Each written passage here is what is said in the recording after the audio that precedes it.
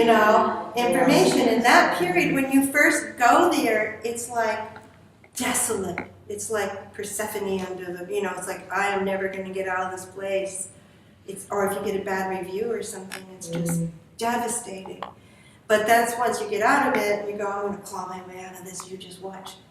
And then you're up again, and you're making really good work, and then you sustain it, and it's wonderful, and then, okay, here we go, back down again, and back up. And so once you see that happen 3 or 4 times, it doesn't shake you anymore. At first, it used to shake me a lot. I thought I'd lost everything. Pretty dramatic anyways, but, I really believe I lost everything. But now it's like, okay, that's the pendulum, that's the cycle of making the work, and it's okay. Just, like everybody said, you keep working, and you keep working, and you make a lot of bad work. Failure is a big part of it. And you're going to have those areas where you're just incubating stuff, but you got to keep working or you're not going to be able to be thinking and processing. So that's the main key, is to keep working. Even when it's really painful and uncomfortable, just keep working. And then, pretty soon you walk in and you go, wow, awesome. It's not so bad, look at that, that's amazing. But it's not going to happen if you stop working. Yeah, it just gets more distant from you. I think that almost every totally serious artist I know, if I know them at all, in the personal sense, they're neurotic. Does that include me? No. I'm going to gauge your responses before I commit. And I've wondered, what is it about this? To go into the studio is to just invite failure into your life, right? And pain and labor. Yeah, it's like there are jobs you can do out there where your quality is not on the line and being reflected back at you every single day. Especially painting. Painting, every little mark you make, good, bad, doubtful, strong, derivative, overinformed, self-conscious, emotional. Every little mark you make. That's not printmaking. Printmaking, I'm just going to have a work day. I'm going to work on this stone for a while. I'm going to clean something. That's not like we're painting, right? We don't have any downtime. The only downtime is priming. Yeah, stretching canvas and priming, It's like, It's like we don't have that, free work day. I'm just going to do the edges today. This is great. No problem, or something. Today's yellow day. Oh, yeah. Angst-free day, right? Yeah. Okay. So if there's this kind of, and I think about this for myself, what is this addiction to exposing yourself to incredible amounts of self-doubt? And masochism. Did somebody do masochism? Yeah. Okay. So, and I thought about this for myself, because I completely identify with this description you talk about, you don't get over the mountain and you get your fancy degree and then you're fine. It's just momentum from that point on. It's you feel somehow like you're 21 years old again. You walk in there, you just have all of this, this doubt and shame. And then there's we can go. There's the having the painting that is bad on a public wall. Yeah. Okay. Anyway. So, and I think that the way that I've reasoned through this is that at some point I recognized that because neuroticism was just a baseline condition, it was just going to be there. That actually this is one of the few ways of acting in the world where you actually get to directly confront it. Because I think it's harder probably to confront your neuroticism if you're an accountant or a plumber. Yeah. Not disparaging those professions. It's just saying that those things don't become vehicles by which you can adjudicate your own quality as a person. And so it is, if this thing has the potential of failure, it also has the potential of redemption and so we're the least neurotic of all I think that artists have figured out a way to actually to make neuroticism into a productive act. And poets, right? Yeah, I mean, all Writers, essentially all, poets, you yeah. know, creatives, yeah. Creatives. Yeah, Do you think that's a so? good point. I Okay. agree. I think that the urge to create is compensatory. Like it comes from something that you're compensating for, like childhood trauma, or something that you didn't have, or you didn't see, or you can't see well, or something lost, or some major thing that shifted you, or it's a trauma or an anxiety, and the creativity is a way to compensate, to replace that, to compensate for it. And as you kind of grow up and get stronger and more balanced and more able to heal up or just get more whole, the compensatory thing is not as strong as when you're younger. So then you kind of, to me personally, I connected more to the world. Like it wasn't about me. It wasn't about making my life whole or whatever. It was more like, I'm just a conduit. I'm just trying to pull in stuff from the world now. So it's not so much about my own. Because I'm not neurotic anymore. No, see? Yeah, At all. I need to take notes. Yeah. Okay, so I'd like to open it up to more questions. sort of. Yeah. I've heard of an artist that I know talk about the importance of getting rid, like really stressing the importance of like destroying bad work or work that you, like how important do you place that, like not just like how critical do you feel like you have to be, is that the more critical the better? I mean, what's the tipping point between like kind of stifling yourself and You mean making bad work and getting rid of it or holding on to it? yeah, like I guess is there a tipping point for like how critical of your own work you are? Well, you gotta let it, well, to me, I don't really know if it's good or bad for a year. So I just let it live around me. And then I can see that one is good. That one's not so good.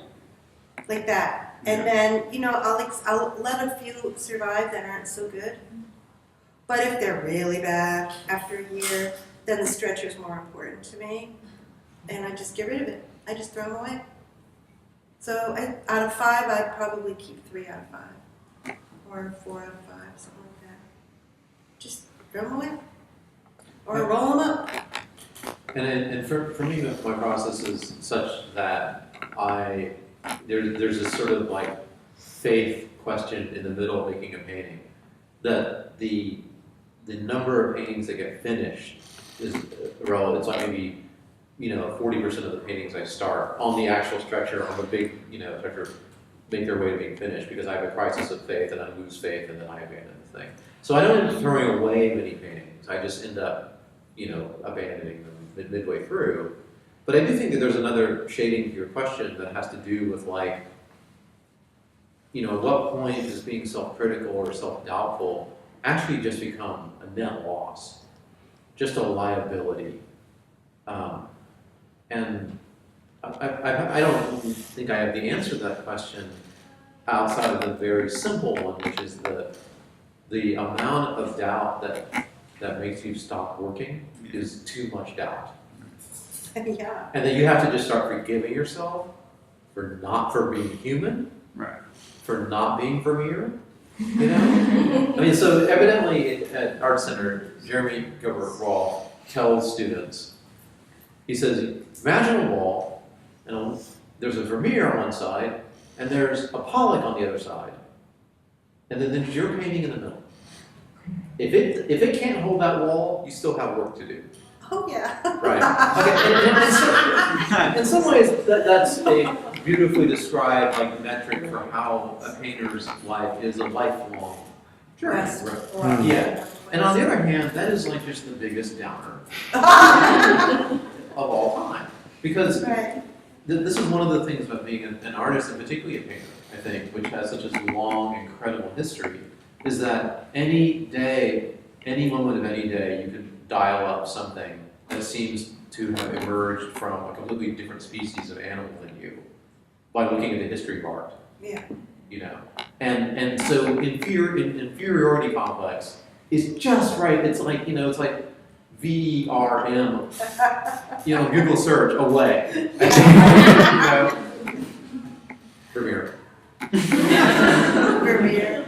But I mean, that raises the question of integrity, and it's like, I think you have to come to terms with personal integrity. You know, like and then stick with that. And at first you don't know what you look like, what your work looks like under the conditions of your personal integrity. But I mean, you have to listen to your work, you have to compare it to your own work, you have to know what is good, what is not so good, and then try to always gauge the highest integrity you can with your work. And so that's defined differently by everybody. You know? I have a thought about that. I want to get to your question. You get your hand up. Oh yeah, Dana. But you know, I think that at some point I stopped. There was a time when I was younger when I would think of certain artists as being sellouts. You know, like I'm not who, but like it would be this kind of trope that you'd have, this common thing where like that person's a hack, that person is a sellout. And as I got older and met more artists, I started to recognize that for a lot of artists, let's say an artist finds a thing and then just rocks that thing from here on forth without any exploration of anything else. And then you meet this person and, you know, it's almost never this person is like cynically just gaming the system. It's almost like it's impossible to make art under those conditions. Mm-hmm. And that actually the best version of this artist might be somebody who has found a thing and who makes just minute variations of it. Oh, I know, I'm so jealous of that. Yeah. I'm so jealous of that. I mean, so many artists like, here it is, and I'm satisfied, and I'm doing more of them. And I love them, and I'm like, I wish I had just a little more of that, you know? I mean, I agree it's not a value judgment. I mean, there are people that just have minute changes that stick with a type of work, a stylistic type of work, but to me, the most exciting thing is to find something I've never seen before, to create something I've never seen before. So I try to find something new every time. I think that the moral valence of the idea of selling out is something that I've just left behind, and I think of like, well, that's just an artist for whom that is the sweet spot. Yeah, that is their. Yeah. I mean, integrity even seems to have a kind of moral shading to it, but I feel like that is their integrity level. Yeah. You know, or that is their curiosity level, and if you were to by law make that person change their work in search of the new, they might never make anything that they ever enjoyed or anybody ever enjoyed again, right? So that may be the apex of and that just brings up the idea of like what makes you make work. You have to have pleasure in making something. If you lose the pleasure, then you're on the wrong track. And sadly, you can't pick what that pleasure is, right? So, you know, if your pleasure involves finding something new, yeah, well, then your fate is kind of goes a certain direction. Yeah, exactly. And your marketability isn't as high as somebody who can endlessly repeat. Right. Yeah, Dana. Well, you guys were talking about just the kind of persistent doubt that happens in the studio and always kind of like searching for this thing that's not right there in front of you. But then, does it become easier to deal with? The longer you're it all it gets just, easier. The repetitive. Yeah, nature. I mean, it's like, hello, my old friend, you know? Yeah. You know, like the Philip Guston, everybody knows that Philip Guston quote, you know, where he goes in the studio and he's sitting there, and next to him is the critic, the curator, the patron, the collector, and he just sits and waits. And then finally the collector gets up and leaves the room. And then the art writer gets up and leaves the room. And then the next person gets up and leaves the room because they're bored. And then finally he gets up and leaves the room. And then he's free to paint. So it's like once you get past your own ego, and that's like just mental discipline. I mean, you just gotta, okay, we're just doing yellow for now. I mean, every day it's like, I don't know what to do. I have so many choices. I don't know what to do. Which one should I paint on? You're gonna be fine. You're gonna be fine. Okay, so how do I get here? You know how it goes. You make one mark on the painting. Pick any painting and make one mark. Just make one mark. Okay, then it's painting for 4 hours. You know what I mean? It's that resistance that you get in to it. It's like, then you're familiar with it, it's not so scary after a while. Yeah. I had an experience in grad school, not a discrete experience, but like a prolonged experience of just sort of like having to go to the studio even though I hated what I made and I hated myself, like every day. I know how that feels. You guys know how that feels. Any of you are, we have a couple of grad students in here. Maybe we'll get feedback afterward, like, yeah, thanks for that experience. You should know that, MFA programs are notorious for producing for the time being, unhappy people. And my experience was certainly an unhappy one. But there was a way that at the end of it, it was like I knew that if this ship was going to go down, and I was pretty sure it was, I was pretty sure it was the whole thing was failed, then I was going to go down with it. And there was almost like you take away the option of not being that, and then it gets easier. Because you're kind of like, well, maybe this is doomed.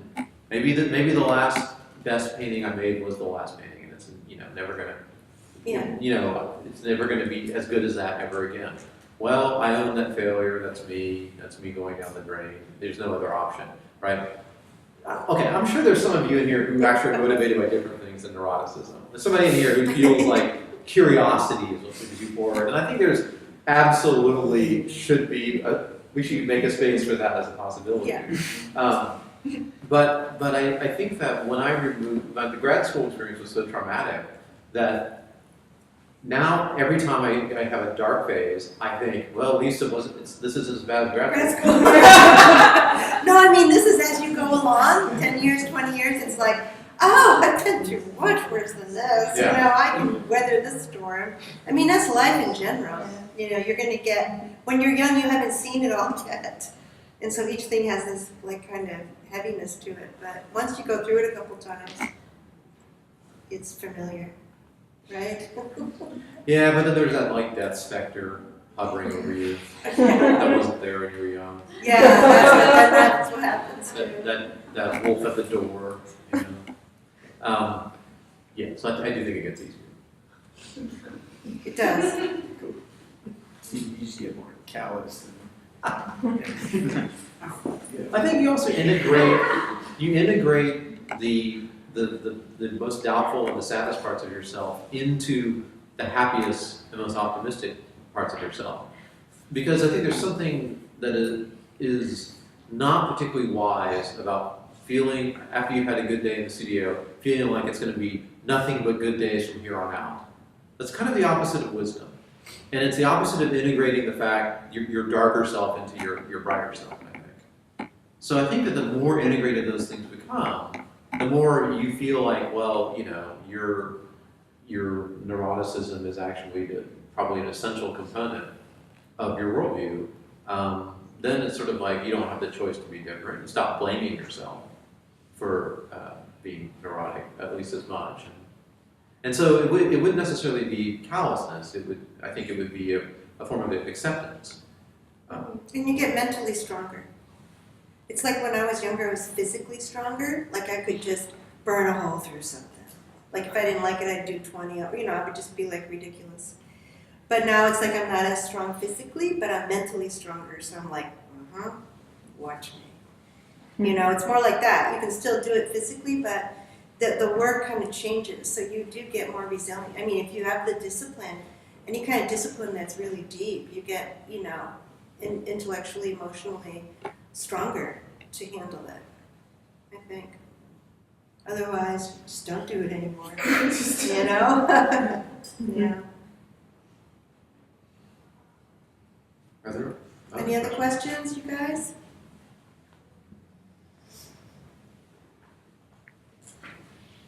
Which are the ones that you added for the show? For the drawings? The older ones are, that one's older. Those two are when I was doing images of export.